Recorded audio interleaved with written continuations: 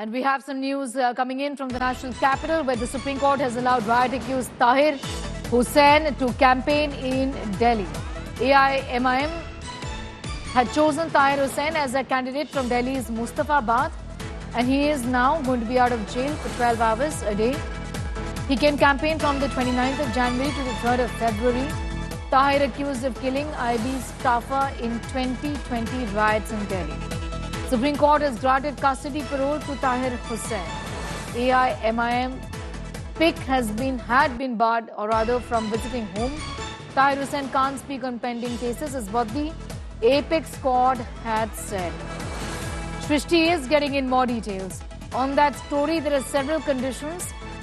As far as Tahir Hussain's Delhi campaign is concerned, he is a candidate of the AIMIM, and the Supreme Court here has made an exception for him. Shrishti.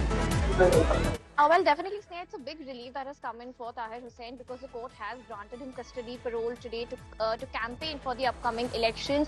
Now, his case is one of the best examples of how a change in legal strategy can prove to be extremely fruitful, because earlier he had sought interim bail, which few days back we saw there was a split verdict which had come in from the top court.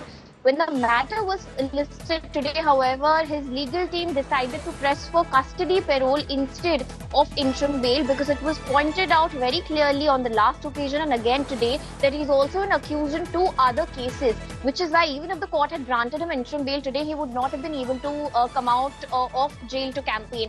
He pressed for custody parole to stay out of jail for a few days to campaign till the 3rd. However, we saw the Delhi Police Council oppose even the request of custody parole, saying that if the court decides to grant him any relief, he should be asked to come back to jail at the end of every day. So as of now, he has been granted custody parole from 29th Jan to 3rd February, where for 12 hours every day he is permitted to campaign for the elections, and these 12 hours will be decided as per the jail rule timings. He will also have to deposit the expenses and take care of all the expenses that the state will incur to deploy security, jail vans, etc.